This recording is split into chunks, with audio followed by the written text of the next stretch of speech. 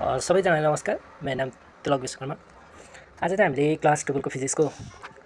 Unit 3 fluid स्ट्याटिक्सको viscosity भन्ने टपिकको केही न्युमेरिकलहरू ल्याएको छौँ।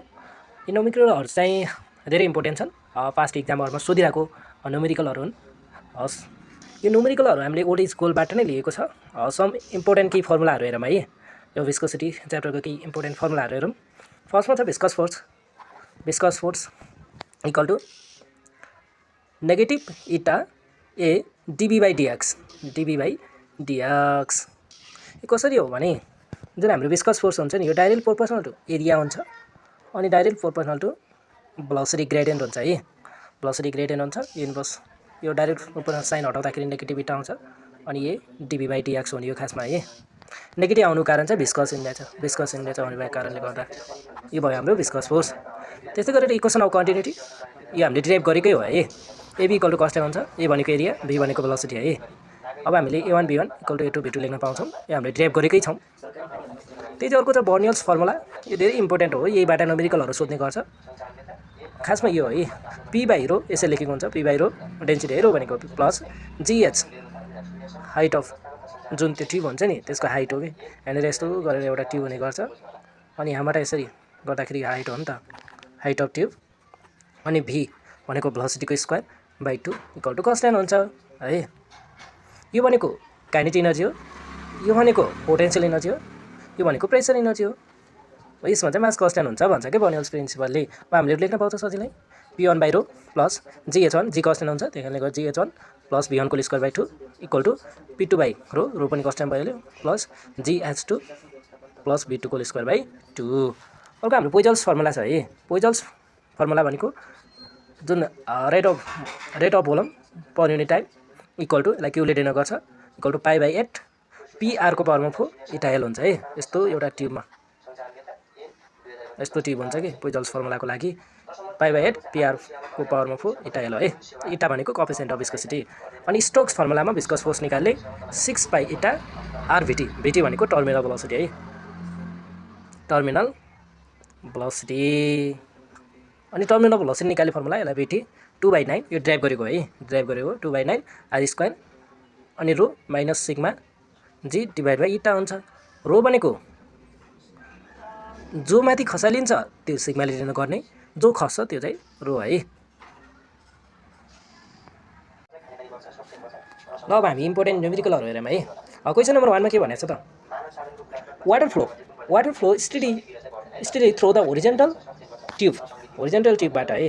Non uniform cross section, uniform cross section छैन कि नन युनिफर्म क्रस सेक्सन भएको छ अरे। इफ यदि the pressure of water is 4 × 10⁴ newton per metre square at a point where जहाँ चाहिँ भेलोसिटी अफ द फ्लो कति छ त 2 मिटर पर सेकेन्ड छ अरे। एन्ड क्रस सेक्सन एरिया यति छ 200 centimetre square. Calculate the pressure at a point where जहाँ चाहिँ क्रस सेक्सन एरिया रिड्युस गरेर 50 सेन्टिमिटर स्क्वायर बनाइयो। डेन्सिटी अफ वाटर दिएकै छ 1000 kg पर मिटर क्युब भनिन्छ। हामीलाई भन्नु खोज्यो के हो भने एउटा ट्युब छ, होरिजेन्टल ट्युब छ है, युनिफर्म छैन, नन युनिफर्म छ। यो यिनको प्रेसरलाई P1, यसको एरियालाई A1, यसको भेलोसिटीलाई V1 मानौँ, यसको प्रेसर P2, यहाँनिर हुने एरिया यसको एरिया A2 र भेलोसिटी V2 छ अरे। Pressure of water at initial end भन्नाले यो इन्ड भनेको P1 यो त हामीलाई के भन्छ माथि 4 × 10⁴ न्युटन मिटर स्क्वायर दिएकै छ, न्युटन पर मिटर। अनि भेलोसिटी यहाँको भेलोसिटी 2 मिटर स्क्वायर। अनि एरिया अफ क्रस सेक्सन हामीलाई दिएकै छ 200 सेन्टिमिटर स्क्वायर। सेन्टिमिटर स्क्वायर हो भने यसलाई मिटर स्क्वायरमा लिनको लागि 200लाई 100 × 100 ले डिभाइड गर्नु पर्यो स्क्वायर भन्ने कारणले गर्दा। त्यही कारणले गर्दा 200 × 10⁻⁴ मिटर स्क्वायर हुन्छ है। यसरी बुझ्नु पर्यो। Pressure of water at in the final end भन्नाले यो इन्डको प्रेसर हामीलाई निकाल्यो भनेको छ पाइपको यो वाट अनि एरिया 50 सेन्टिमिटर भने नि त, रेडी गरेर 50 सेन्टिमिटर स्क्वायर बनाइयो भनेको छ नि त। अनि यसलाई पनि त्यसरी मिटरमा लिने 50 × 10⁻⁴ मिटर स्क्वायर हुन्छ। अनि भेलोसिटी V2 भयो, भेलोसिटी V2 पनि निकाल भनेको छ, यहाँ निकाल्नु पर्छ। होइन द्याट। अब हामी फ्रम इक्वेसन अफ कन्टिन्युटीमा जाम है। Equation of continuity A1 B1 equal to A2 B2 भन्छ नि त। अब area A1 B1 equal to A2 B2 भयो। A1 हामीलाई दिएकै छ 200 × 10⁻⁴ मिटर स्क्वायर हामीले यहाँनिर निकाल्यो नि त A1 यो छ। अनि V1 पनि दिएकै छ है, अगाडि छ 2 metre square. Metre per second 2 metre per second हामीलाई दिएकै छ अनि 50 इन्टु यो 2 हो अनि हामीले निकाल्ने V2 यसरी क्याल्कुलेसन गर्दै जाँदाखेरि क्याल्कुलेसन यसरी गर्दै जाँदाखेरि V2 कति आउँछ त 8 मिटर पर सेकेन्ड आउँछ है V2 आयो भने नाउ फ्रम बर्नियल्स प्रिन्सिपलबाट गयो भने एट सेम हाइट हेर्ने हो भने जीएस त अलवेज कन्स्ट्यान्ट भइसक्यो फेरि हो नि त जी कन्स्ट्यान्ट फेरि एस पनि कन्स्ट्यान्ट भइदियो भने त जीएस कन्स्ट्यान्ट हुने भयो त्यसले गर्दा जीएस नै हट्यो अब P1 by rho plus V1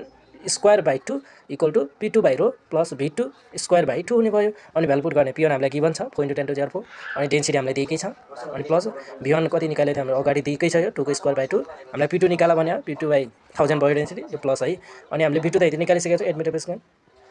अनि 8 को स्क्वायर डिभाइड बाई 2 हुने भयो यता क्याल्कुलेसन गर्दाखेरि 40 हुन्छ यो 2 भयो यता P2 बाई 1000 प्लस यो 32 हुन्छ अनि 32 लाई यता ल्याइदियो 42 minus 32 equal to P2 by 1000 हुने भयो अनि P2 इक्वल टु यता 10 हुन्छ 10 इन्टु 1000 गर्दाखेरि 1 इन्टु P2 भ्यालु कति आउने भयो त 1 into 10 to 0 4 newton per metre square यो फाइनल प्रेसर है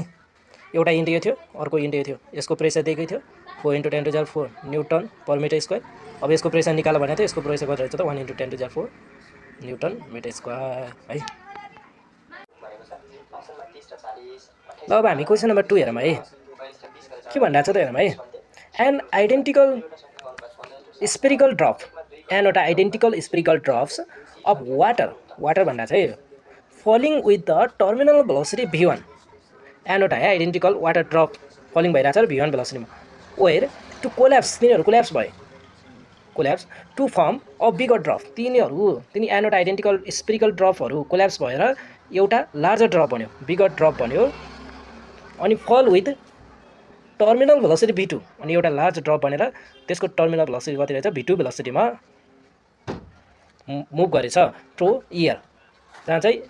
नेग्लेक्टेड इयर रेसिस्टेन्स नेग्लेक्ट गरिएको छ अब के निकाल्यो भने obtain the relation between V1 र V2 को रिलेसन के छ अनि इफ n इक्वल टु 2 हुँदाखेरि V1 इक्वल टु 0.4 हुँदाखेरि मिटर पर सेकेन्ड है देन क्याल्कुलेट द V2 निकाल भनेर है solution given let radius of small ड्रपलाई स्मल आर मानौँ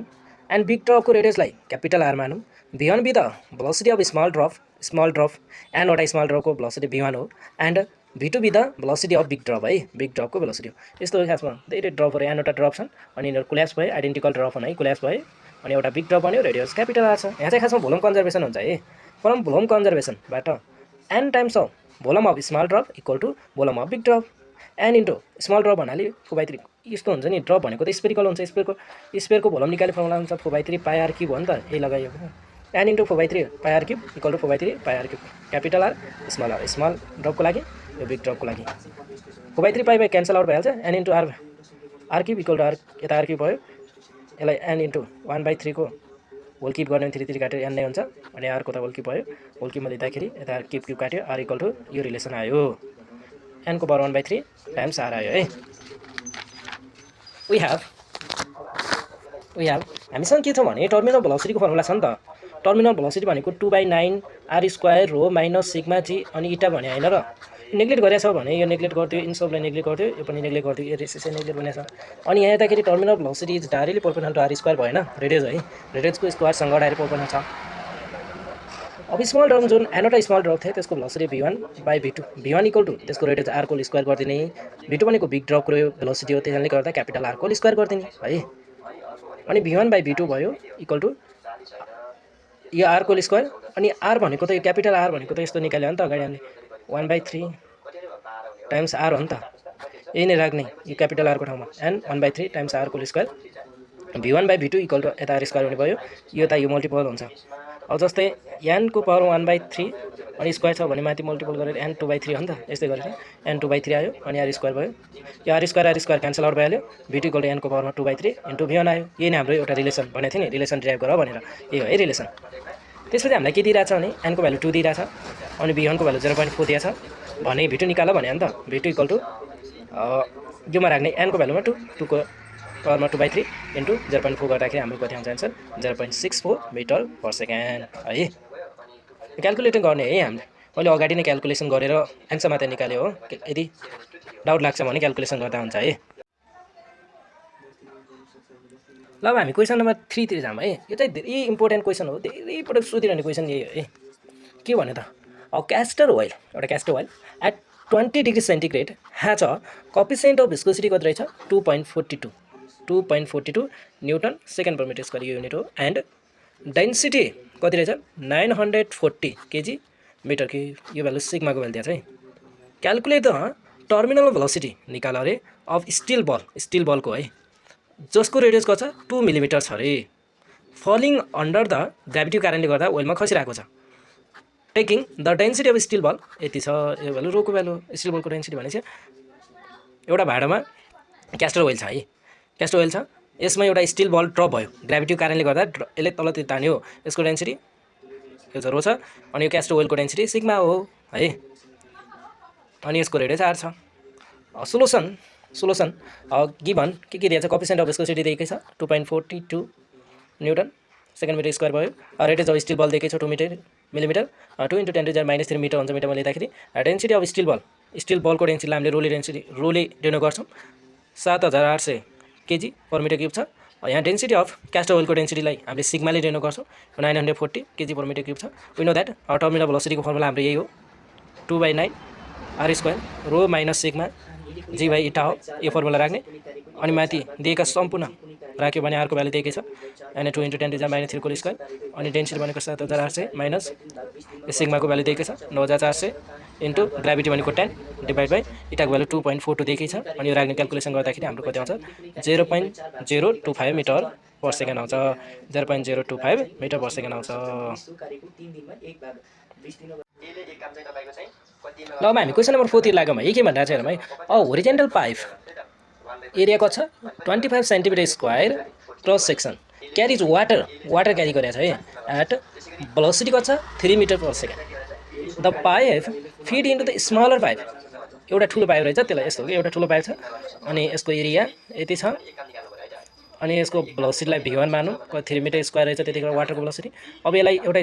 सानो पाइपसँग फिड गर्यो रे यस्तो सानो पाइप जसको एरिया कति छ 15 सेन्टिमिटर स्क्वायर छ भनेको छ है feed into the smaller pipe with the cross section area कति छ त 50 सेन्टिमिटर स्क्वायर 50 हैन 15 सेन्टिमिटर स्क्वायर छ डिटरमाइन द प्रेसर चेन्ज जुन यसमा चेन्ज भएको प्रेसर निकाल that occur the going from the large diameter भएको यो ठुलो पाइपबाट सानो पाइपमा जाँदाखेरि स्मलर पाइपमा जाँदाखेरि जुन कति प्रेसर चेन्ज भयो त त्यो निकाल भनेछ है द सोलुसन गिभन के दिएछ एरिया अफ लार्ज पाइपलाई A1 मानौँ 25 सेन्टिमिटर स्क्वायर दिएकै छ 25 × 10⁻⁴ सेन्टिमिटर स्क्वायर भयो मिटरमा लिने अगाडि भनिसकेँ velocity of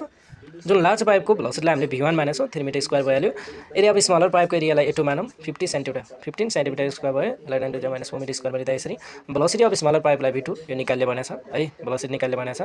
change in pressure निकाल भनेछ अर्को वी नो दैट अब हामी कहाँ जाउँ भने from equation of कन्टिन्युटीबाट A1 v1 = A2 v2 गरेर A1 को भ्यालु दिएकै छ 25 × 10⁻⁴ इन्टु v1 को भ्यालु 3 दिएकै छ 3 A2 को भ्यालु कति 15 × 10⁻⁴ गिभन क्वेसनमै छ इन्टु v2 निकालौँ है यो 10⁻⁴ 10⁻⁴ दुवैपट्टि क्यान्सल आउट भइहाल्छ अनि यता 25 × 3 गर्दा 75 भयो यता 15 × v2 अनि 75 लाई 50 ले डिभाइड गर्दाखेरि यता 5 जान्छ अनि v2 भ्यालु कति भयो त 5 मिटर पर सेकेन्ड भयो है अब हामी प्रिन्सिपल अफ बर्नल्स मा गयौँ भने सेम हाइटमा हेर्दाखेरि अगाडिको जस्तै p1/ρ प्लस v1 को square divide by 2 equal to p2/ρ plus v2 को स्क्वायर बाइ 2 है यो गलत भएको थियो है यो होइन है अनि के भयो भने p1/ρ माइनस यताकोलाई यतातिर लिएर घटाइदिउँ माइनस p2/ρ इक्वल टु अनि यता v2 को स्क्वायर बाइ 2 छँदैछ है माइनस अनि यताकोलाई उता माइनस बनाइलिने v1 को स्क्वायर बाइ 2 अनि यता p1 माइनस p2 को ठाउँमा हामीले डेल्टा p लेख्न पाउँछौँ है डेन्सिटी कमन भयो अनि डेल्टा p इक्वल टु यता 2 कमन लियो v1 को स्क्वायर माइनस होइन v2 को स्क्वायर माइनस v1 को स्क्वायर भयो है अब हामीलाई डेल्टा p/ρ यो त्यही छ अनि v2 हामीले निकालेको हो v2 भनेको यहाँ 5 मिटर पर सेकेन्ड हो 5 को स्क्वायर माइनस v1 त गिभन क्वेसनमै छ 3 को स्क्वायर गर्दाखेरि क्याल्कुलेसन गर्दै जाँदाखेरि अनि यो डेन्सिटी वाटरको डेन्सिटी है वाटर भनेको छ त्यसले 1000 हुन्छ वाटरको डेन्सिटी कति हुन्छ 1000 यो चाहिँ थाहा हुनु पर्यो केजी पर मिटर क्युब हुन्छ यसरी क्याल्कुलेसन गर्दै जाँदाखेरि डेल्टा p कति आउँछ त 8000 पास्कल यो डेल्टा p भनेको के हो त चेन्ज इन प्रेसर कति आयो त 8000 पास्कल है